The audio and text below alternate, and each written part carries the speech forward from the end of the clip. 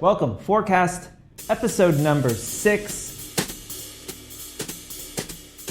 I'm taking my first break from work since COVID, since I think my last day off was March 9th or something. Here at 4, when summer kicked off, I wanted to make sure that every employee took at least 3 days off this summer. 3 days is not, I will say, that is not the max they can take off. That was just the minimum that was forced. You absolutely have to take this. This summer was going to be more intense than usual, and that would put more strain on the team, and it was more important than ever for them to take time off. Without any plans, it is hard to take time off. Without the ability to go anywhere, it's hard to take time off. One of the things that is so exhausting as a content creator, as an influencer, you don't go to an office from 10 to 6 and then put your phone in a lockbox and be see you tomorrow. You're working constantly, you're working weekends, you're working nights. I encourage y'all to think about the last time you had a break. For a lot of people, money is tight right now. It is a difficult time for influencers. There have been less deals than usual. You're probably making less money than you usually would. That doesn't mean you don't deserve some time off. It doesn't mean that time off isn't going to pay dividends and allow you to push through to the end of the year, because it is not going to get easier, and make sure you take care of yourself. New feature I want to maybe do a little bit more is just talk through a post that I saw this week, whether 4 worked on it or not, that I thought was effective, and kind of break down what I think works about it. So this week's post is from J Peace. The Instagram is Piece of Us X. First thing, when you're going through the feed, you need to create an image that's going to get people to stop. She did something creative with her in kind of 2 different scenarios. She is photoshopped herself inside of this mirror that she's holding on the bed, and she is also sitting there. And what is great is when you go into the caption, the tone is congruent. The tone goes through to that caption. That playfulness goes to the caption. She says, list of things that I've been doing during quarantine. Number 1, skincare. Number 2, taking care of my babies. Number 3, eat ice cream. Number 4, skincare. Number 5, skincare. She's about to talk about skincare. But she's caveated that with some personality. Then she says, go to my stories to see, presumably I think her husband, who's also been using the product, and see his skin go from blah to whoa. So many things happening right here. Image that stops you, a caption that is full of personality, and then a call to action. Go to my stories. Not to see more of the same thing that you've just seen in the post, but to see something different, to see her husband using the skincare and to see his skin benefit from it. Well done on the post. Feel free to submit your post to me. If you think you've done a sponsored post or a post about a product that is exceptionally good, DM it to me, DM it to 4, and we'll take a look at it. I'll be highlighting 1 post a week that I think really nailed it. Let's get into questions. Question number 1, where do you draw the line when a brand doesn't seem to be offering any more paid gigs? So the context of this question is that 9 months ago, an influencer was paid for a job, and then since then, the brand has been reaching out. They've done 3 different posts about charity initiatives or things the brand is working on but haven't been paid. And so what do you do there, right? You worked with them once, but no other paid gigs have shown up. What's your goal here, right? Your goal is to get another paid gig with the brand. We don't know what's happening at the brand. They might have budgets frozen. A lot of brands right now literally have told people, do not spend a cent, right? There's a lot of brands right now that are laying off huge percentages of their staff, right? And so this is a really difficult time for brands. You don't know that paid gigs have existed and you haven't gotten them, or if there are no paid gigs.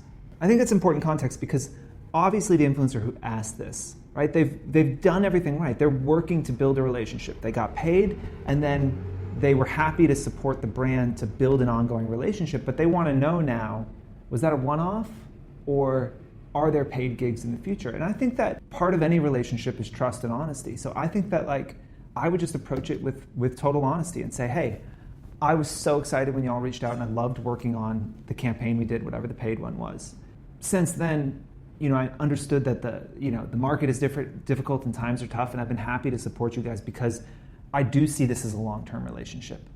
But I just want to know, are there going to be more paid opportunities in the future or not?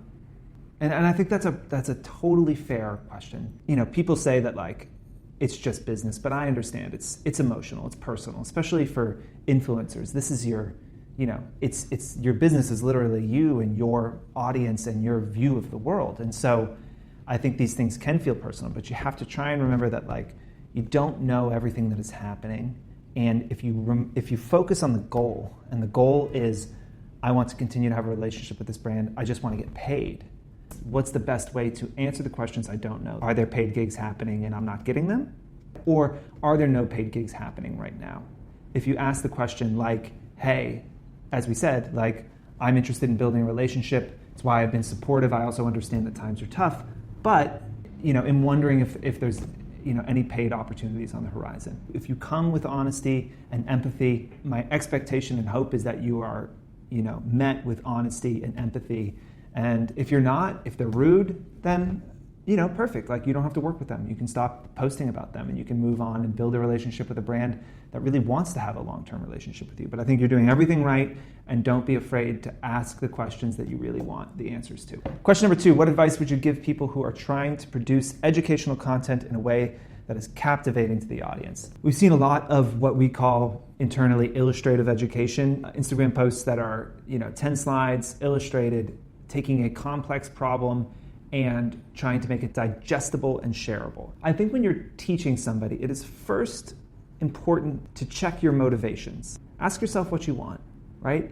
Do you want to teach your audience something that they don't know, or do you want to make yourself sound smart?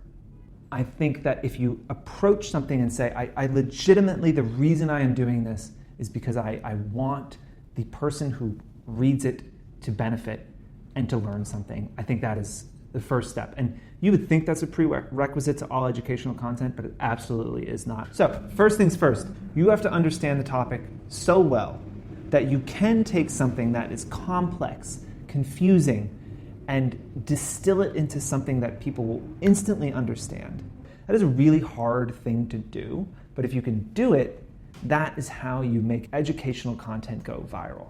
The parameters of what is possible, right? You've got an Instagram post, you can do 10 slides. That might mean that you can't explain everything about a cause, everything about something that you're interested in. It's about staying really focused and trying to get that insight, trying to get that aha moment, that light bulb moment, that thing that is going to make people remember it and want to share it. That is the most important thing in creating educational content.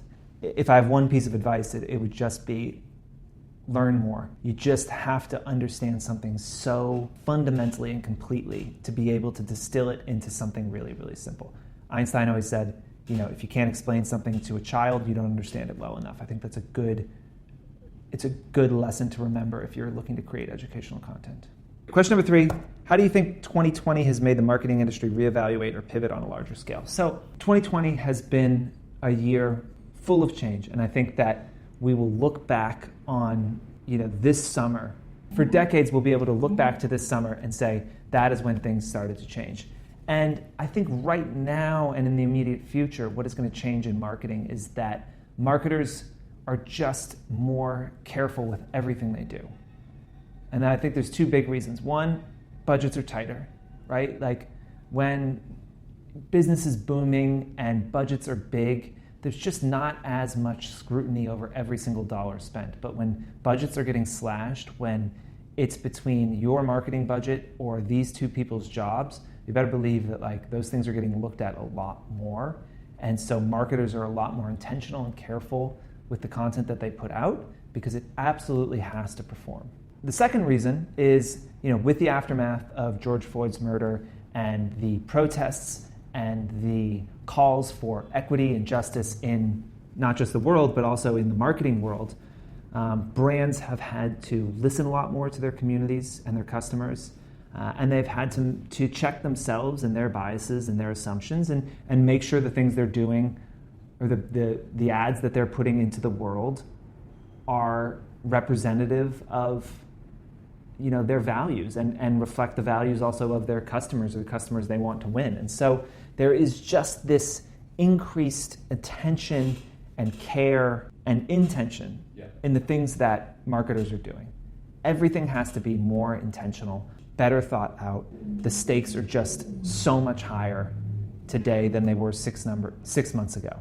And I think that is going to be the case for quite a long time to come. As always, thank you for listening. Thank you for watching. Ask the questions, subscribe to the podcast, follow our YouTube, do all of the things, and we will see you next week.